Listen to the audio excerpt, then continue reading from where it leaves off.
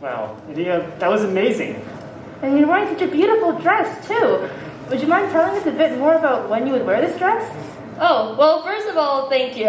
And second of all, this is actually a dress that belongs to a set of clothing, traditional Korean clothing called hanbok. And in Korea, they wear this on special occasions such as Chuseok, which is a Korean version of Thanksgiving, and even weddings. Wow. Well, I wish I could have one of those dresses one day. I look pretty good at it, don't you think? Okay, well, you'll actually be wearing that outfit over there, not the dress. Sorry to burst your bubble. It still looks good, though. I think you'd look beautiful in both. Now, Nadia, since you are Korean, how do you guys celebrate the Lunar New Year? Oh, well, we actually, now that I think about it, we celebrate it pretty similarly to the Chinese New Year. We eat a lot of very yummy food. We play some traditional games. We pay respects to ancestors. And, well, there's a lot of things we do over the New Year, but it's basically a good time to spend time with family and catch up. So, yeah, actually, the first thing we do is we pay respects to ancestors. So basically, we do this thing called chade, which we first offer food to the ancestors, which is like traditional Korean food, and we bow to them while also praying for well-being. And we also do sebe, which is basically you bow to elders and then tell them 새해 복 많이 받으세요. And that means please receive a lot of good fortune for the new year. And in exchange, the elders give the children those very, very nice looking pouches. What's inside those pouches? Oh, it's kind of like the Chinese New Year red envelopes in that they give them sebet don, or pocket money. So yeah, money's a big, I guess money's involved in both of them. But yeah, moving on, a lot of it is a focus on food. There are many very yummy foods that are prepared, but honestly, my favorite, and also the one that is most cooked, it is an iconic tradition, is tteokguk, which is a Korean rice cake soup. And yeah, there's another really important one is jeon, which is savory Korean pancakes. Hey, that one down there looks a lot like the huntun that we eat on Chinese New Year as well. Oh yeah, that's actually the Korean version of, yeah, the Koreans have a lot of things similar. And basically that's mandu in Korean. And since it's in a soup, we call that dish mandukuk.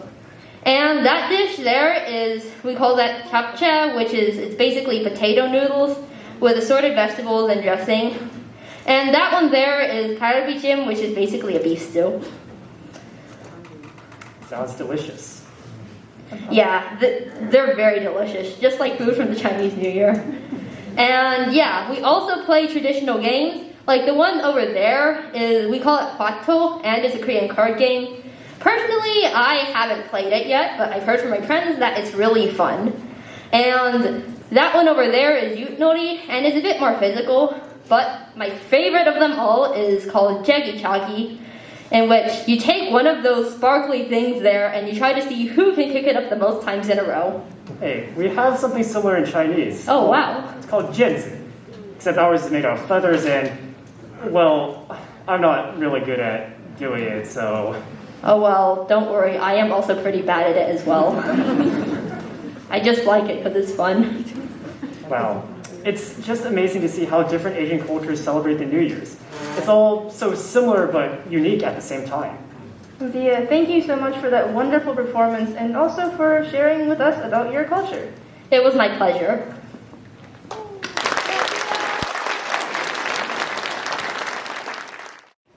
You know, I've always wanted to play the violin just as well as someone like Nadia.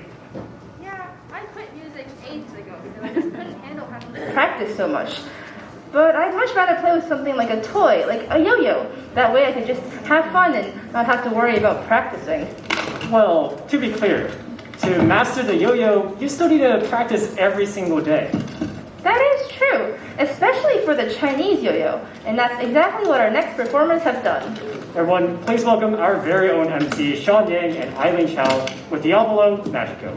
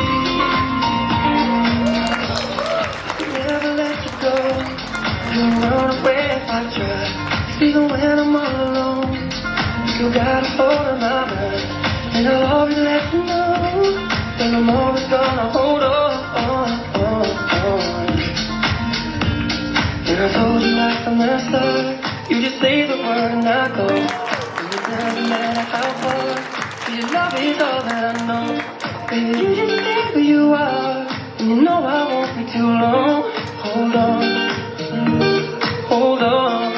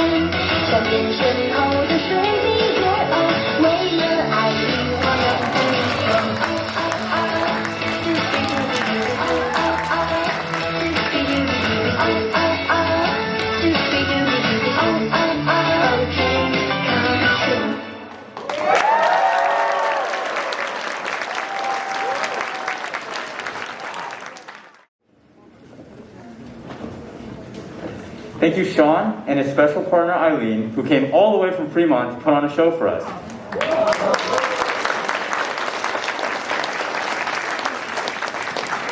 Hey, Hector, did you know that a Chinese yo-yo is also called a Diabolo? I think you mean a Diabolo. That's what I said. Diabolo. No, it's Diabolo.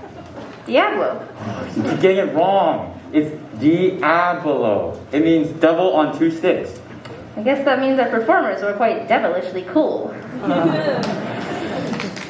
Oh, I don't know what to do with you. Okay. Well, anyways, it's time for our third and final raffle of the night. This time with our grand prize, sponsored by HS2. HS2 Academy was established in 2002 and has grown to become one of the largest and most successful college counseling institutions in the United States. Well, let's get it started then.